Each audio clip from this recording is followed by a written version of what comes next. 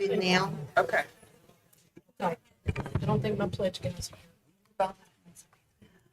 okay, I call this meeting of the Red Oak Independent School District to order at 7:01 PM.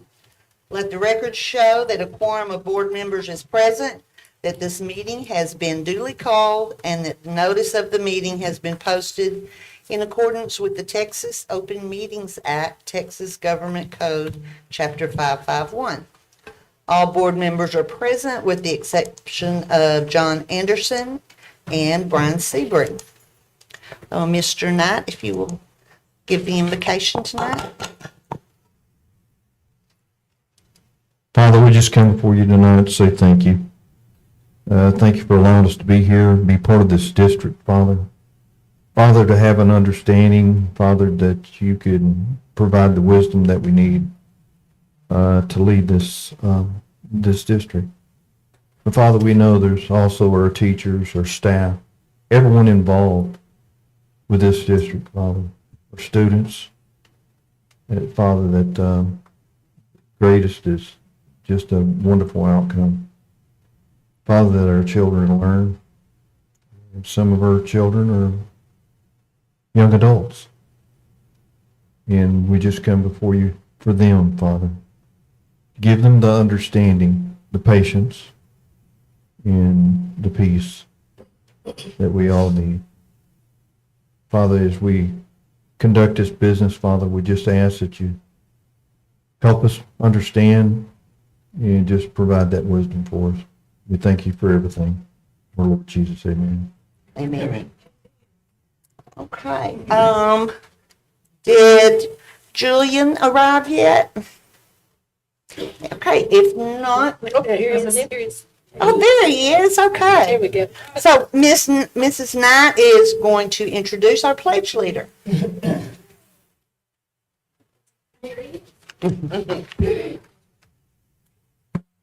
Our February pledge leader is Julian Henry. He's 12 years old, and his parents are Angela Henry and Clinton Green. He has one sister and two brothers, James, Justin, and Nivea. Did I say it right? Oh, Nevaeh. Okay. Julian is in 6th grade at Red Oak Middle School, and his teachers are Miss Williams, Miss Almaguer, Mr. Buford, Mrs. Struff, Mr. Terry, Mr. Adamczyk, Mr. Lee, and Miss Binford. His favorite subjects are pre-athletics and mathematics. Julian enjoys playing football, spending time with his friends outside, and hanging out with his friends, shopping with his family, and vacations with his family. His favorite book is Hilo by Judd Winnick. His favorite pet is his family cat named Kit Kat. When Julian grows up, he wants to either be a pro athlete, football player, remember us, okay, or a Michelin star award-winning chef. He cooks great eggs, and the person he most admires is Elise Henry, that's it, his grandmother, because she's always hardworking and she's kind. She's always caring and there for him and willing to do anything to help him. Something he likes about himself is that he's very kind and optimistic about things.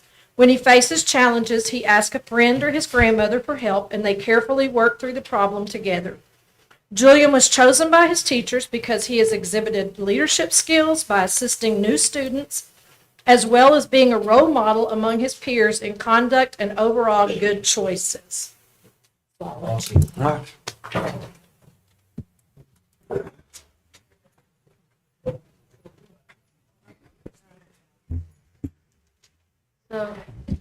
I pledge allegiance to the flag of the United States of America and to the republic for which it stands, one nation, under God, indivisible, for liberty and justice for all.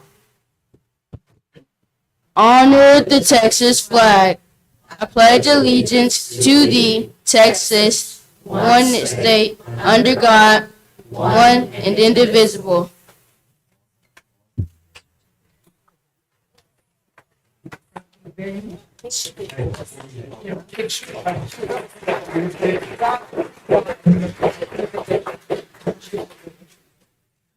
Julian, if you'll come back up, we need to get a picture before you sit down.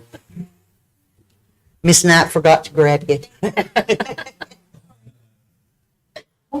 Okay,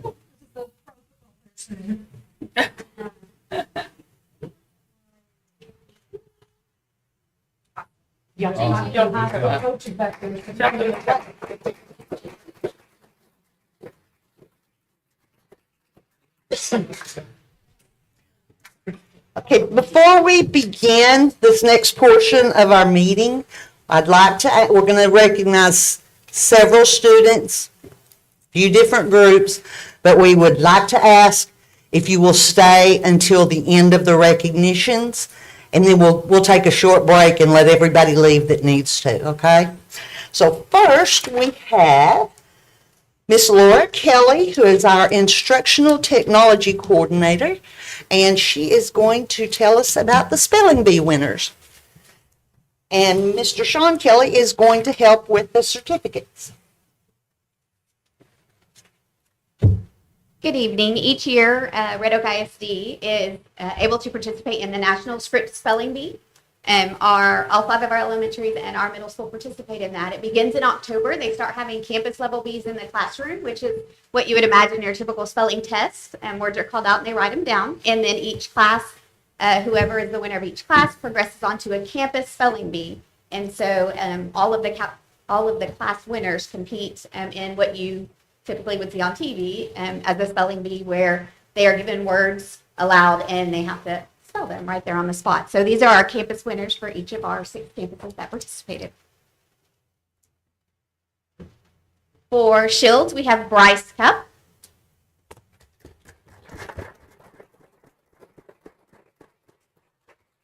For Shepman Elementary, we have Ariana Miller.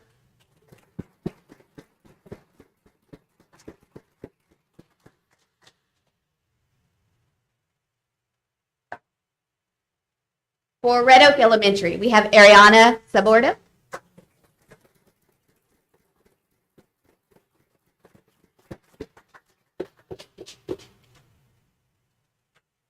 Eastridge Elementary, Ivana George.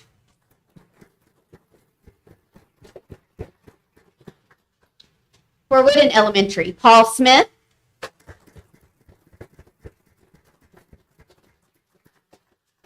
And for Red Oak Middle School, we have Nicole Garza. Each of these campus winners also get to participate in the county spelling.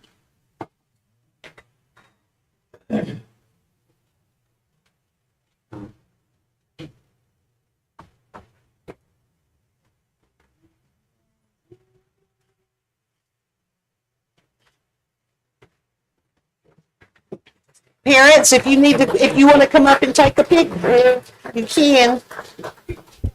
If you want a picture, Yeah. they can come back up and you can take a picture.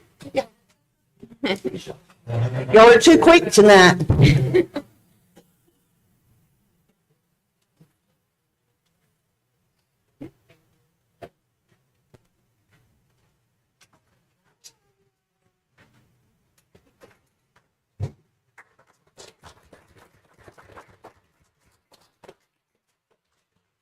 Okay, next we have Mr. Chris Anderson, our athletic director, is going to come up and introduce the next 2 groups. Coach Johnny Johnson.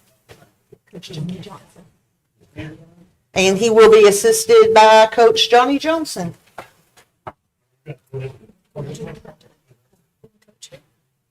Hello. You gotta excuse my attire. I literally just came over from track practice, so I didn't have time to stop and do anything. Yeah, so did they. So we had a good practice today. But I'm Coach Johnson. I'm the assistant football coach here, Red Oak ISD, and it's my 17th or 18th year, one of those. I've been here. Hi, how you doing? And we have a few of our football players here. They want to recognize we had a historic football season this year. One district, went undefeated, went 3 rounds deep into the playoffs, lost a tough game to the eventual state champions. And so it's a very memorable year for us, and we're very proud of our guys, obviously. They poured in a lot of countless hours, a lot of hard work, sacrifice, them and their parents this season, and it showed. And so we're very proud of them. We do have a few a few certificates of recognition. I don't have a certificate for everybody that's up here, but they are, obviously very important to the success of our program. We got a lot of our younger athletes up here as well, who's going to be the future of our program. But for the certificates, recognized first our tight end, Mr. Arvis Battle.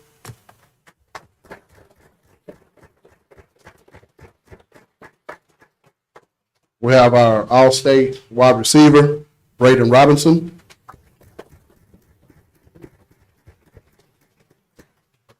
We have our All-State other wide receiver, Taz Williams.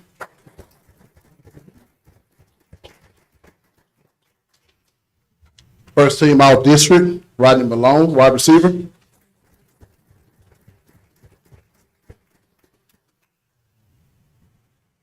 One of the players of the year, senior captain, Mr. Chris Martinez.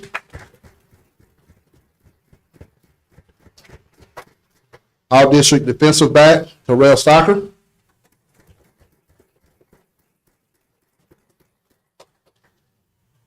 All-District offensive lineman, DeAnthony Jones.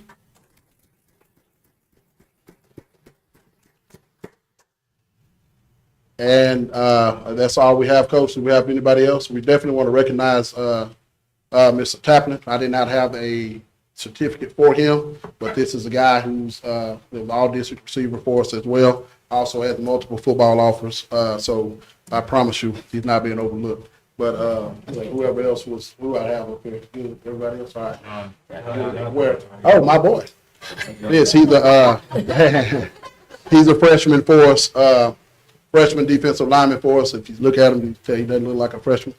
And so by this time next spring, you'll see his name all over the news circuits as well, with multiple football offers. Between these guys up here, you probably have somewhere between 180 and 200 scholarship football offers. So this is all an attestament to their hard work, nothing we've done, to their hard work and their sacrifice and what they poured into the football program. Thank you.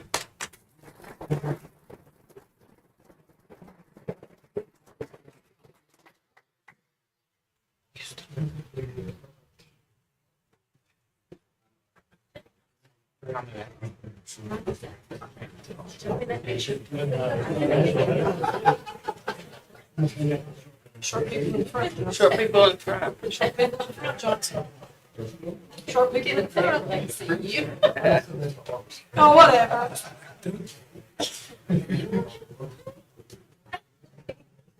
Okay, ready? One.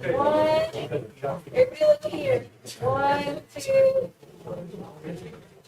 What? 1, 2, 3. Stay right there. And your parents? Do we have any parents that want to take a picture before we let them sit down? Okay, guys, thank you very much.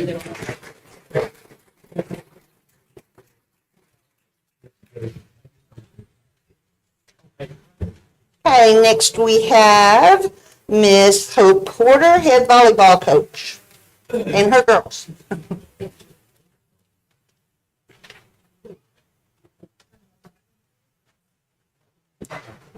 Okay, at this time, I'd like to give you a little bit of information about this group of young ladies. This is not all of, but it is a large portion of our 2023 Lady Hawks. They finished second in District 14 5A this year. Their season record was 23-17. They went 9-3 in district. We had a roster of 15 players this year. We have 10 of those coming back next year. So there's a very bright future. 6 of those kids out of that 10 were starters this year on the court. So I'm kind of excited to see where they will go in years to come. We had 3 superlatives this year. We had blocker of the year, setter of the year, utility player of the year. 2 freshmen and 1 sophomore won those awards in the district. We had 2 first team all district. One of those was a junior underclassman. 2 second team all districts. Both of those were underclassmen, a junior and a sophomore. And an honorable mention, who was also an underclassman, a junior. So It's a great group of girls returning. They've been really working hard in off season, and like I said, I can't wait to see what they can accomplish in this new district. But without further ado, I will introduce. Okay, we have number 1, sophomore Jaden Fitzgerald, who was Utility Player of the Year this year.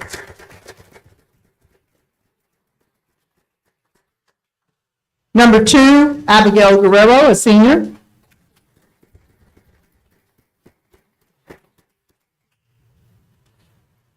Number 5, number 5, number 4, Tamaya, they switched numbers on me. Tamaya Hicks, who is a junior. Now number 5, senior Morgan Taylor.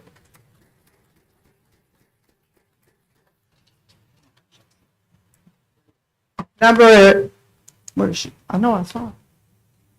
Oh, number 11, senior Bria Gillard.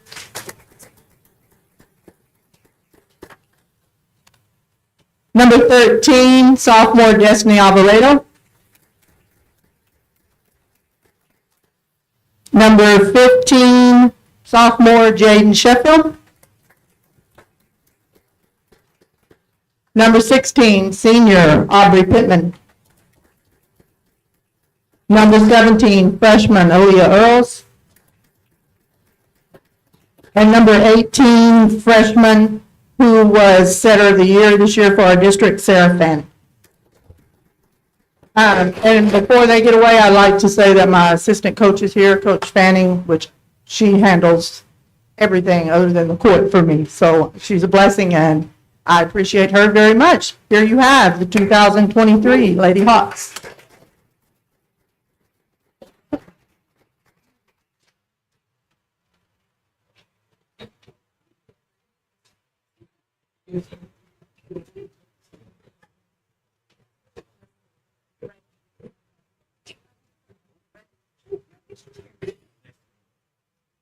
Coach Porter, Coach Fanning, y'all get the picture.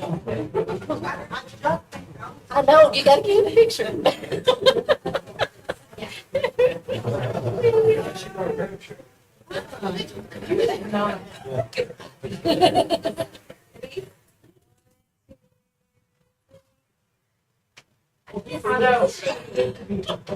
you go. Perfect. Ready? Look at me. 1, 2, 3. Stay prepared.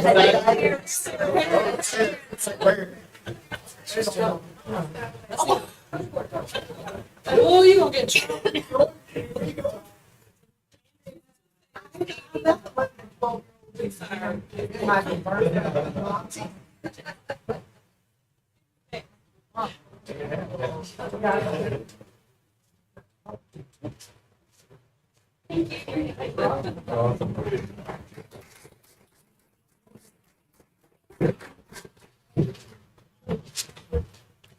Okay, everyone is invited to stay for the remainder of the meeting. However, at this time, if you and your students need to get home, you may leave now, and we'll take just a couple of minute break to let everybody get done.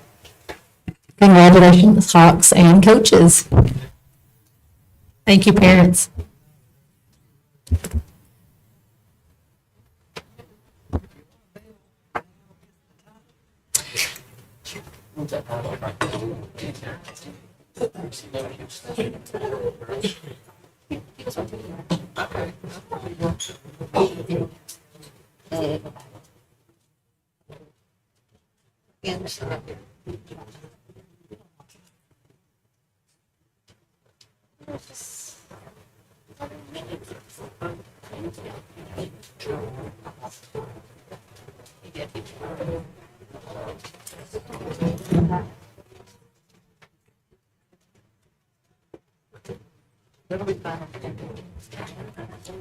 You want to do that before we?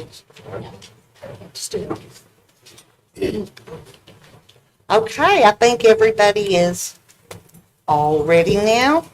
And The time is 7:21, and we're going to open our public hearing on the Texas Academic Performance Report. And we have Ms. Megan Corns, our Chief Technology Officer, presenting information tonight. Good evening. Good evening. Just kidding.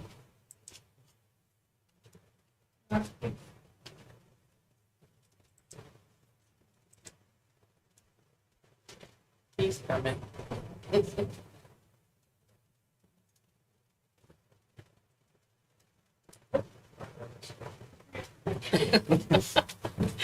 Okay.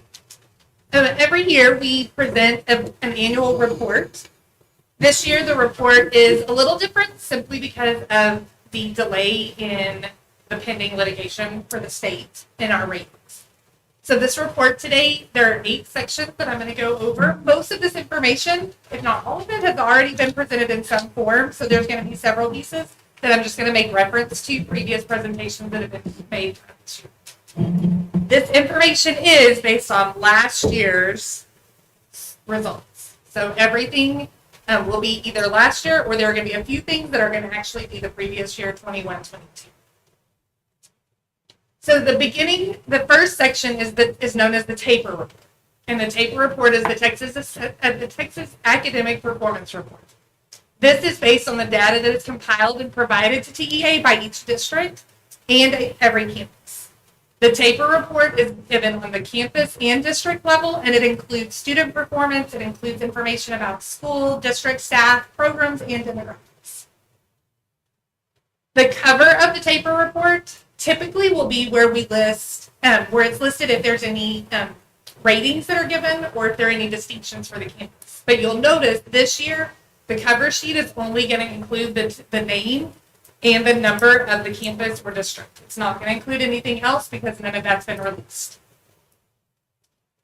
So to start with, we're just going to review the overall data. So at the beginning of the TAPER, it's just the data, and it's looking at the data from state, region, and district. And so you'll see on this, on the next few slides, we've given you the comparison, both of the approaches and the meets level. So if you'll remember back to the beginning of the school year, we discussed that approaches is where we need them to be to pass. I mean, it shows that they have met standard, but that's really not where our goal is right now. Our goal is going to be focused on that meets and moving that meets up to where we know it needs to be.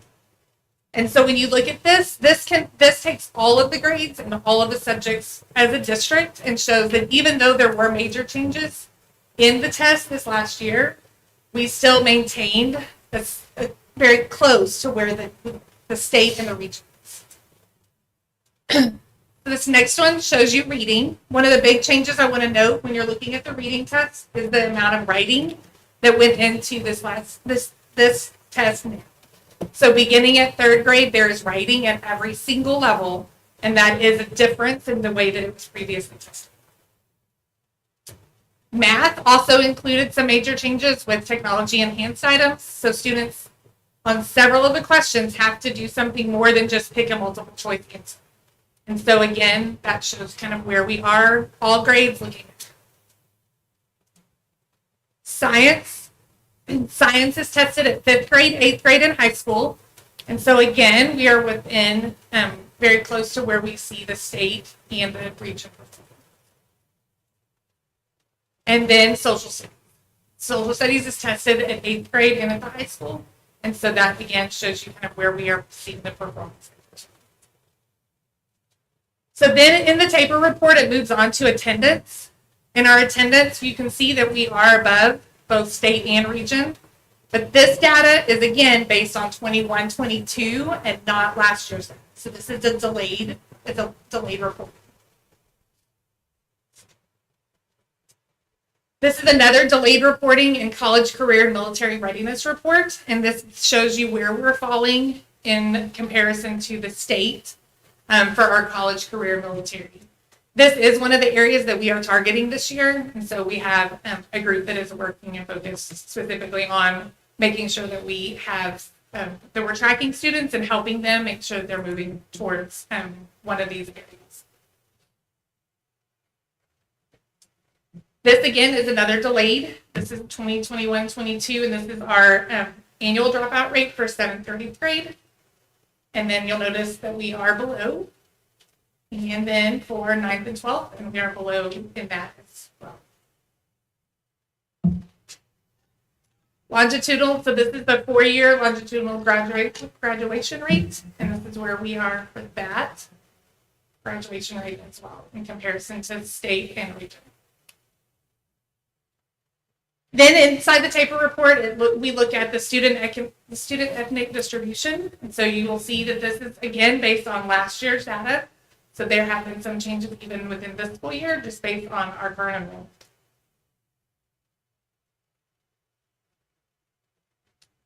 And then participation in programs. What I want to point out here is we have typically have referred to our English language learners as ELLs, but the state has changed it to emergent bilinguals. So you'll see that middle program that is listed, that middle group is for our emergent bilingual students.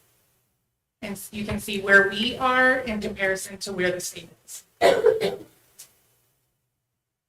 And then enrollment by program. So these are 4 of our programs that our students can be served in, and where we are. I think it's important to note that we have our CTE program is growing, and we are above the state in that area, and that's a lot of hard work from our teachers. The next section, so section 2 in the annual report, is looking at the financial standards report. This has already been presented to the board before, and we received a first rating of an A, superior achievement.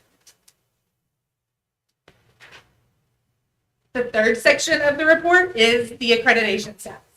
And this actually was on hold for several years due to COVID, so a couple of years they actually didn't release one, but this we have now released it again, and we are accredited. And then section 4 are campus performance objectives. The campus performance objectives are provided every year in our campus improvement plans that are done at the campus level, and then our district improvement plan that's done at the district level. And those plans are provided on the website as well as in the central office for campus offices. Campuses review those at the beginning of every year, and they make modifications to it, but then it is a living document that they can adjust throughout the year based on their campus feedback. The next section, section 5, is violent or criminal incidents on campuses. So we have had, there are 18 discipline codes that are considered violent or criminal. We actually had 6 incidents or 4 of the incidents popped up on this. If it's a number that has less than 5 students, then we can't actually release that number.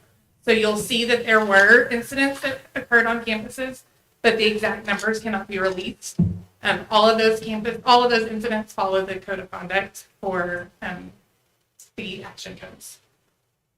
In addition to that, the campuses work through school violence prevention and violence intervention policies through different programs on the campus. We follow the code of conduct.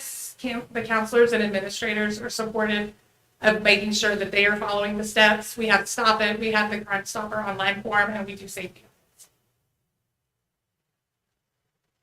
The next section, section 6, is provided by the Texas Higher Education Coordinating Board, and this gives us the performance of students that are in post-secondary and how they did after they left us. So where their GPA fell after they graduated from us and went on to college. And then section 7 is the progress toward board-adopted House Bill 3 goals. So House Bill 3 goals were set, and they're set by the board every year. The House Bill 3 goal for Red Oak ISD is to focus, we are focusing on reading and math in 3rd grade is the state focus. And so a goal was set of a 2% growth every year. So this shows you that although we didn't make that growth this last year between the reading and the math, we still held strong when the state was changing the tests.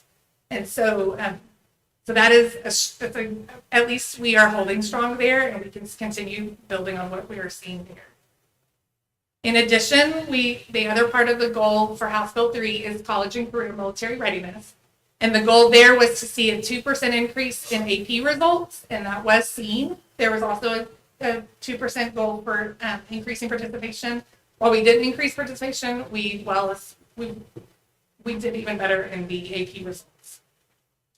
And I'm going to let Michelle Owen talk to you about how we are addressing this. So to support our campuses and our teachers in meeting our goals, the district embedded professional development days into the school calendar this past year.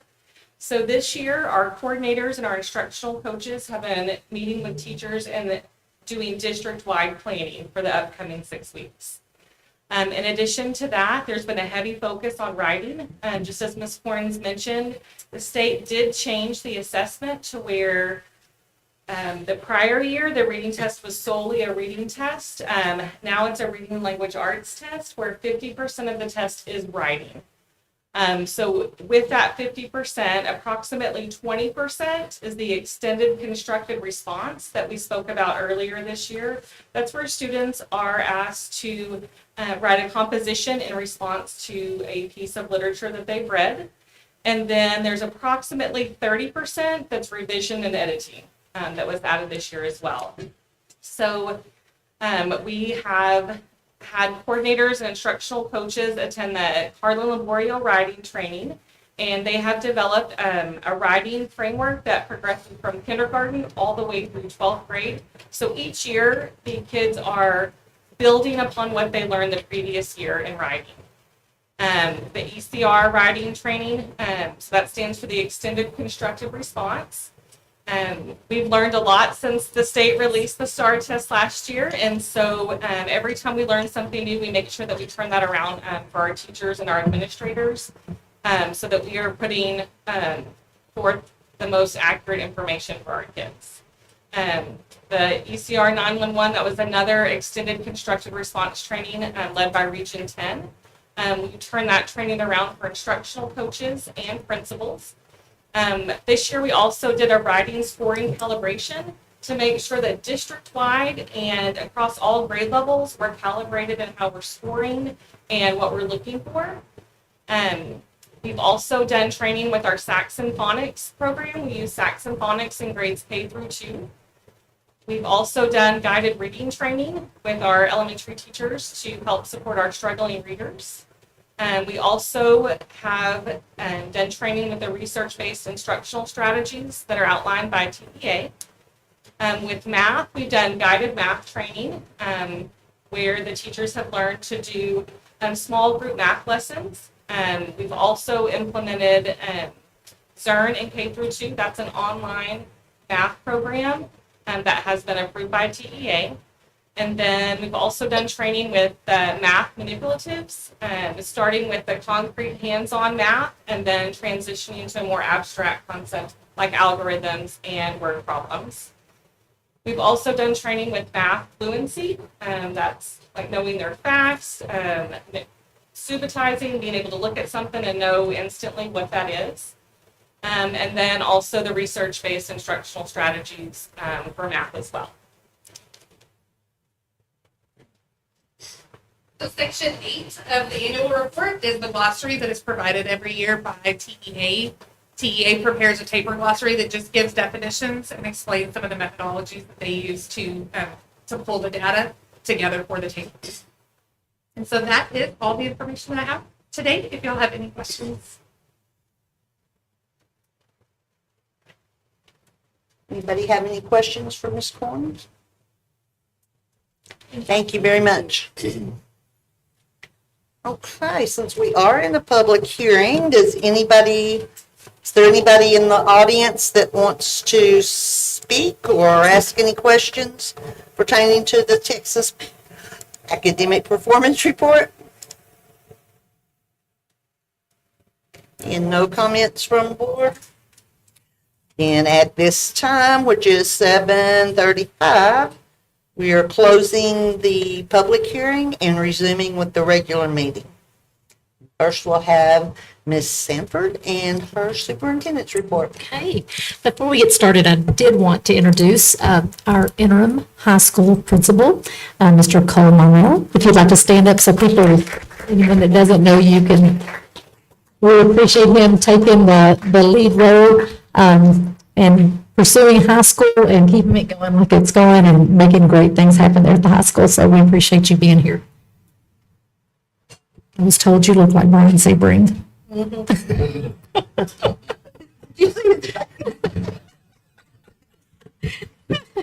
Okay, I'm going to continue on with just a few updates that we have. Congratulations to our Red Oak Middle School Hawk Theater. They earned first place at the UIL One Act Play Competition and received many awards, honorable mention, All-Star Tech, All-Star Cast, Best Performers. We had a lot of students that were involved in a lot of different awards that were given. Also, Red Oak ISD celebrated the 100th day of school, and many students dressed up like they were 100 years old. Some of them wore clothing that had 100 items on them, and they had a lot of activities going on. If you look at our Facebook page, lots of cute pictures of those little kids dressed up like they were 100. February 5th through the 9th was National School Counseling Week, and during that time, we recognized our amazing counselors and professionals. We had 15 student athletes that signed their intent during National Signing Day on February the 7th. In football, we had Caden Bates, Rodney Malone, Christopher Martinez, Reginald Moody, Jordan Amolia, Chris Ramos, Tanner Thompson, Maurice Wells, Mahika Williams, Stacy Johnson, and Ashton Scott. And in volleyball, we had Abigail Guerrero and Morgan Taylor. And in soccer, we had Brooke Douthat and Titania Williams. So lots of student athletes. It was a great event on that. Also, we had the Red Oak Middle School High Steppers that competed in their first competition. They received an invitation to perform at Macy's Thanksgiving Day Parade. So we're very excited about that. The Red Oak High School Hawkettes competed in their first contest, and they earned 17 awards. Red Oak High School Winter Guard received first place at NTCA competition. And then track, if y'all are following that, we have had just multitudes of school records that have been broken. In the very first track meet, the girls varsity 4x200 and 4x800 both set new records. Varsity's boys 4x800 broke 3 records. So we have a lot of that. That was just the first one. There's also more that was broken in this past week, but I'll do that at the next meeting. Congratulations to our top 25 seniors and their star teachers. The star teachers were surprised on February 15th by their students, and the teachers that have made an impact on these students will be honored at a banquet on April the 22nd. Big thank you to the Education Foundation for coordinating this amazing event. We also celebrated bus drivers with a small token of appreciation for all they do for our students and staff, and Mr. and Mrs. and Mr. Knight accompanied me on that, and we were able to just honor them for just a little bit. Congratulations to our robotics team. If you follow Facebook again, they were the overall winner of the Best Southwest STEAM competition. They won the belt and $8,000. So very, very excited about that. So that's just a few things that are going on with our students, and always like to highlight those wonderful things. And sometimes noise is out there, and we want to actually highlight the great things that are going on in our district with our kids. Wanted to give you a real quick update on the middle school, and then I'll be done. We did get a developers agreement signed. I signed it, and Mayor Dormeyer signed it as well with the city of Ovilla. So the developers agreement is signed. We have a couple of things we have to get done before they continue releasing or start to release our permits. One of those things is dealing with easements with Glen Heights. Excuse me. And I just went recently and picked up all the paperwork for the easement, filed it with Glen Heights, and we're on the agenda tomorrow night with Glen Heights to get the easement dedication signed. Once we do that, we're hoping that they will make their way to file it officially Wednesday, where we can actually get our permit to start the Glen Heights portion of the utilities. We also have a meeting that is on the calendar to meet for a pre-construction hearing with the city of Ovilla next week. And then based on that, we're hoping to get some permits going with the city of Ovilla. So things are moving slowly, but they're moving. Okay. That's all I have. Okay, Debbie, do we have, nobody signed up? Okay, then we will move straight on to our action items. And first, we have the consent agenda. Are there any items that any of the board members want to have pulled and considered separately? Okay, do we have a motion?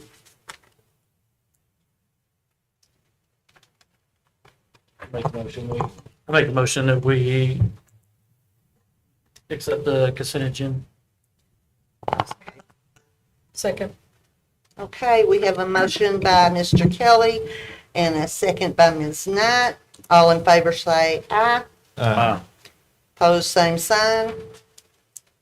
Okay, and it passes 5-0. Okay. Next is consideration and approval of amended 2023-24 school year calendar.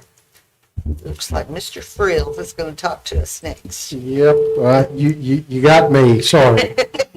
Good evening. This evening, we're going to talk about the solar eclipse, if you haven't heard about it.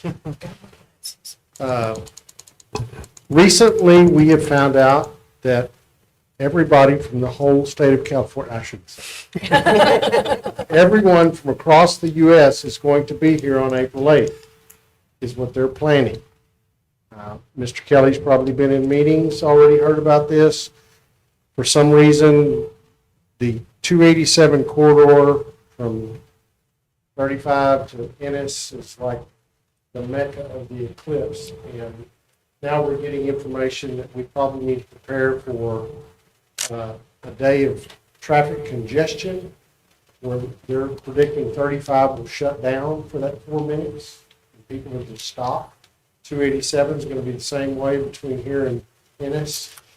And we're going to have a lot of people trying to sit on our school property on that day. And so driving from wherever.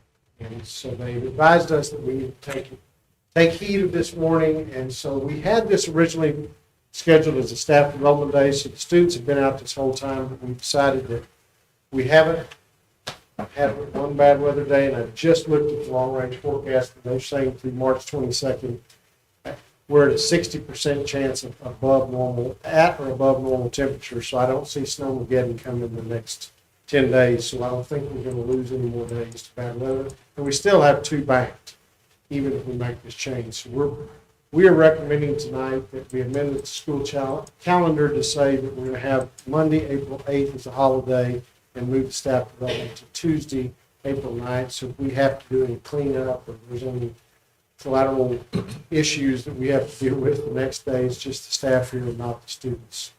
But we don't really want to have any buses moving around. It just sounds like it could be a really interesting time in Ellis County. So that's our recommendation.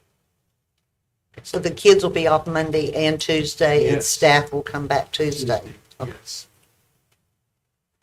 Any questions from anybody? Okay, if not, do I hear a motion? I make a motion to approve the amended calendar for the 2023-2024 school year as presented. Second, anybody? A second. Okay, so we have the motion by Mr. Knight and the second by Mr. Kelly. All those in favor, say aye. Opposed, same sign. Thank you. Thank you. Thank you. Passes 5-0. Next, we have consideration and approval of certification of unopposed candidates for the May 4th, 2024 school board general election for place 6 and 7. Ms. Sanford will explain this to Yes. us. If the candidate is unopposed in the school board election, then the candidate may be certified as unopposed. In this election, the positions unopposed are place 6, and the unopposed candidate is Michelle Porter. And the other unopposed position is place 7, and that unopposed candidate is Miss Peterson. And so if you'll look in your package, you have a certification of unopposed candidates that can be certified. So the administration recommends that y'all approve that certification of unopposed candidates for the May 4th, 2024 school board election. Any questions? Any comments? Congratulations. I was gonna say, I thought that was a pretty good deal myself. Big deal. Congratulations. Okay, do I have a motion? I make the motion that we approve the certification of unopposed candidates for the May 4th, 2024 school board election. I second it. Okay. I have a motion by Ms. Knight and a second by Ms. Porter. All in favor say aye. Opposed say no. Okay, then it passes 5-0. And again, congratulations to Ms. Porter and Ms. Peterson. Yay. Okay, and next is consideration and approval of order of cancellation of the May 4th, 2024 school board general election for place 6 and 7. And again, Ms. Sanford. And again, since the candidates were unopposed, there were no applications submitted to run for the place on the school board in the May 4th general election, except for Mickey Porter. Sorry, Michelle Porter, place 6, and Melanie Peterson, place 7. So we can have an order of cancellation that is also in your board packet. So the administration recommends the approval of the order of cancellation of the general election of May 4th, 2024 for school board. Any questions? Okay, do I hear a motion? I'll make a motion that we approve the order of cancellation of the May 4th, 2024 school board general election. Second. We both did, so pick and choose which one you want to put in. I'll say Ms. Porter or Ms. Smith. All in favor say aye. Opposed, same sign. Item passes 5-0. Next, we have consideration and approval of resolution authorizing Ellis Appraisal District Chief Appraiser or other employee of Ellis Appraisal District to act as agent for Red Oak ISD. And Dr. Johnson will explain this to us. This is something that's somewhat new in the last several years.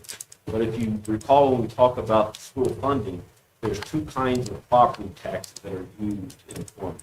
One is a local property where the CAD, the County Appraisal District, determines how much is taxed. Then you have the comptroller's property value study. And what the purpose of that is, because you have, every county has their own appraisal district, the comptroller tries to make sure that they're being consistent from county to county, that you don't have one county that has very high property values through the CAD and another one. So the property value study, basically, if you have a formula, and if you've seen the chart I do sometimes with the Scale. thing, that if the property values go up, then the amount of tax, the state funding goes down. And so every year we get in January, again, 7 months after the fiscal year starts, we get what that property value study is from the comptroller's office. And if it's within a 5% variance of what the CAD, the County Appraisal District, says it is, then you don't have any real issues. But again, the goal would be to try to get those property values, the property value study and the CAD, as low as possible.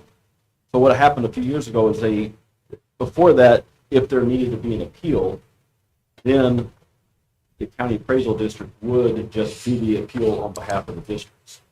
Back in 2021, they passed a resolution, the state did, that said the school board has to give that County Appraisal District the authority to appeal.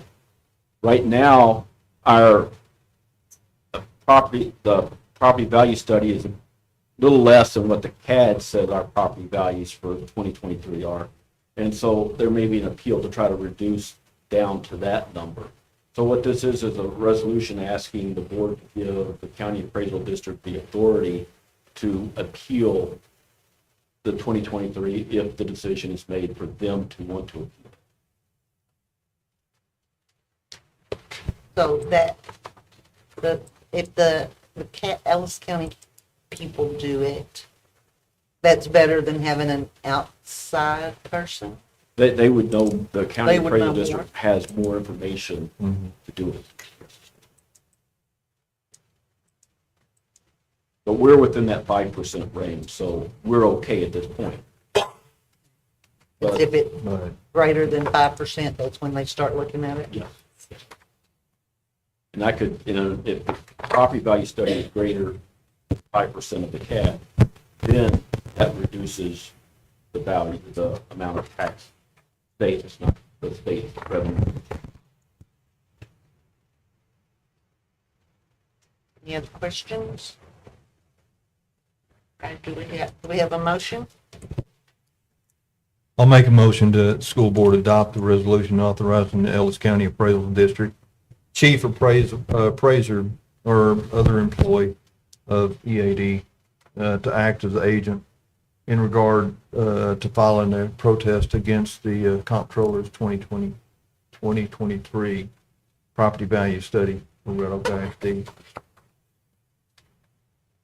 Second.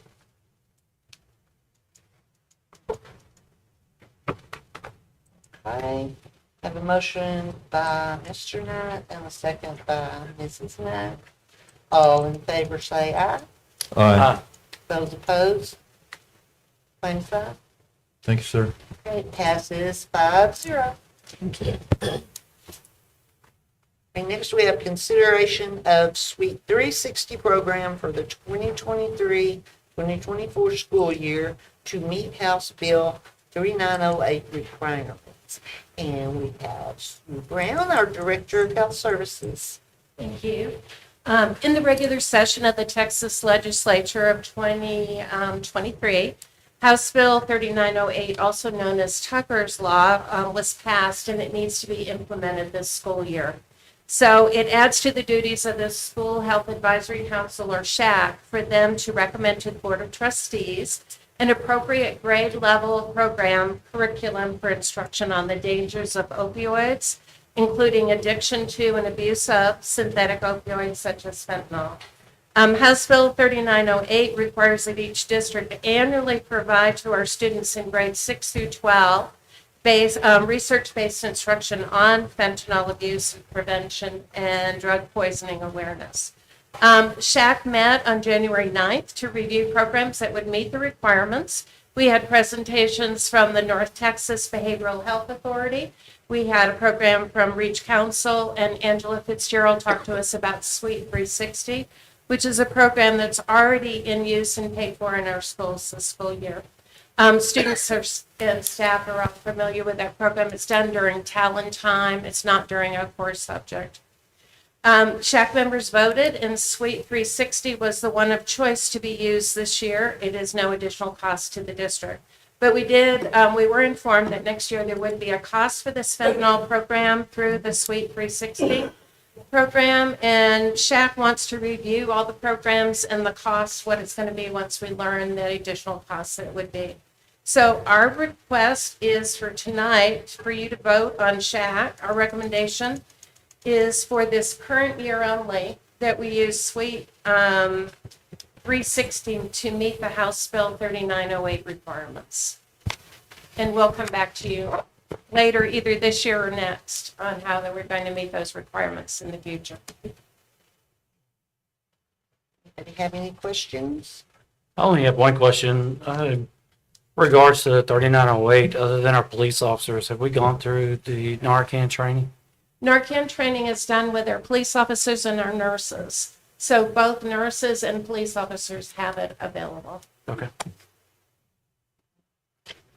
You said it's available. Is it a requirement or is it just? It is required for Narcan in our schools now, and we chose in this district to have it to start with nurses and police. Police carry it on their belt. Nurses have it in their clinics. The elementaries, it's kept in a cabinet. At the high school and middle school, they have it with their to-go bag when they go to an emergency. So it's with them when they travel. Do I hear a motion? I'll make the motion that we accept the Suite 360 program for this year, 23-24 school year, to meet the House Bill 3908 requirements.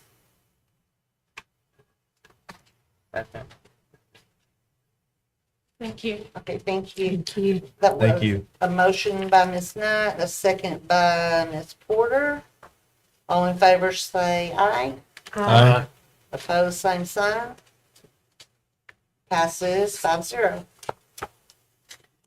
Next, we have consideration of wide area network leasing and services agreement with Unite Private Networks LLC. And again, we have Ms. Corns.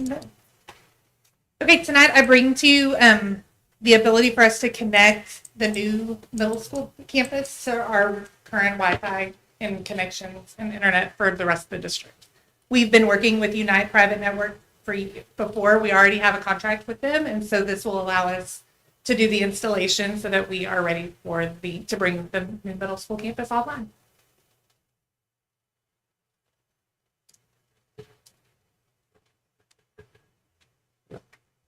No questions? Yeah. That's what we'd ask. So this pertains to our new middle school. Yes.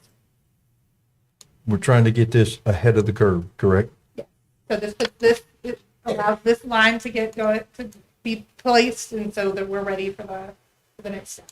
Okay. That was a question that I had. Great. Any other questions? If not, do we hear a motion? I'll make a motion that we approve the installation of the WAN WAN facilities by United Private Networks as presented. Here, second. Second. Okay, we have a motion by Mr. Grant and a second by Mr. Kelly. All those in favor say aye. Aye. Opposed, same sign. Passes 5-0. Okay, I know y'all have had time to look over your information items. Do any board members have any questions, comments, concerns on those? Okay, if not, the time is 7:58, and we will adjourn into closed session pursuant to multiple Texas government codes as listed.